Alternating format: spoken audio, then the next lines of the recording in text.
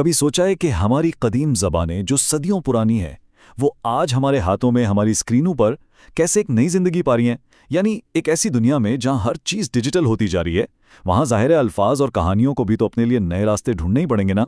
देखें, शुरुआत तो बस स्क्रीन पर एक हल्के से टच से होती है। लेकिन क्या ये सादा सा एक्शन, क्या ये वाकई इतना ही सादा है, या ये किसी बहुत बड़ी चीज़ का आगाज़ हो सकता है?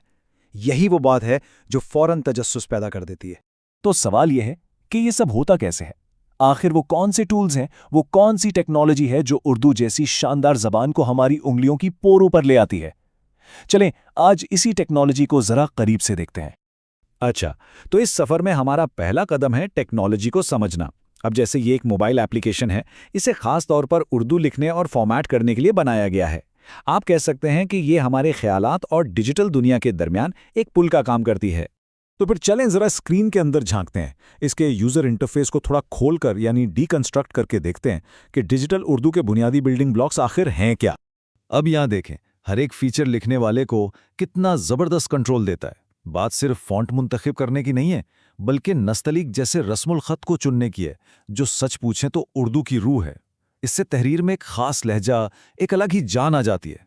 फिर मतन को बोल्ड करके नुमाया किया जा सकता है या अपनी बात समझाने के लिए कोई तस्वीर डाली जा सकती है। तो ये सिर्फ बटन नहीं है, नहीं, ये असल में ख्यालात को तराशने और हमारी सोच को एक शक्ल देने के औजार है।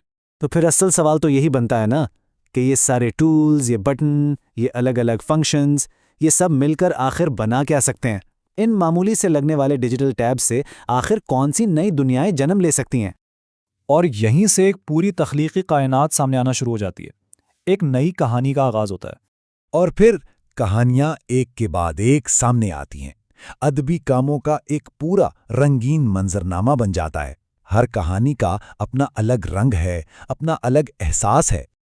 और इस एक मंजर से ही अंदाज़ा हो जाता है कि वो जो सादा से डिजिटल टूल्स थे, उनसे कितनी वसी तख्लीकी सलाहियतें जन्म ले सकते हैं। तो चलें अब जरा देखते हैं कि इन टूल्स ने हकीकत में क्या तख्लीक किया है। आखिर स्क्रीन पर टाइप किए गए इन अल्फाज से कैसी कैसी दुनियाएं वजूद में आती हैं। देखें, ये सिर्फ कोई डॉक्यूमेंट्स नहीं है, ये तो पूरी की पूरी अफसानवी कायनातें हैं जो उर्दू में बनाई गई हैं। और ये चीज़ कितनी शानदार तरीके से दिखाती है कि एक तरफ ऐप की अमली यानी फंक्शनल नौयत है और दूसरी तरफ इन कहानियों की तख्लीकी गहराई। इन दोनों में कितना बड़ा फ़र्क है। सच में ये टेक्नोलॉजी और आर्ट का बेहतरीन मिलाप। अच्छा, तो अब एक बार फिर जूम इन करते हैं, लेकिन इस बार किसी टूल पर नहीं बल्कि खुद इस आर्ट पर, इस फन पर, ताकि ज़ुबान को उसके असल रंग में, उसके अमल में सराखा जा सके। सिर्फ एक जुमला, मोहब्बत उसे इंसान से हैवान और हैवान से इंसान बना देती है। ये उन्हीं टूल से लिखी गई एक कहानी से लिया गया है, और ये अकेला जुमला ही उर्दू की अदबी और फन्नी ताकत दिखाने के लिए काफ़ी है। सोचें, ये इस ऐप के इंटरफेस वाले सीधे सादे टेक्स्ट से कितना अलग है ना? बस यही तो अल्फाज की ताकत है जो सीधा जज्बात पर असर करती है। और ये जो आमने सामने की तस्वीरें हैं ना, ये असल में इस पूरी बात का निचोड़ है। ये दिखाती हैं कि कैसे एक मुनज़्ज़म, एक स्ट्रक्चर टूल लामहदूद तख्लीकी सलाहियतों के दरवाजे खोल देता है। एक तरफ है इफ़ादियत यानी यूटिलिटी, और दूसरी तरफ है उससे जन्म लेने वाली पूरी कायनात। तो चलें अब इस कहानी के दोनों हिस्सों को यानी टूल्स और आर्ट को एक साथ जोड़कर देखते हैं कि इस सब का असल मतलब क्या निकलता है। तो आखिर ये सब इतना अहम क्यों है? देखें, सबसे पहली बात तो ये कि इससे पता चलता है कि उर्दू डिजिटल दौर में ना सिर्फ ढल रही है बल्कि खूब फल फूल रही है।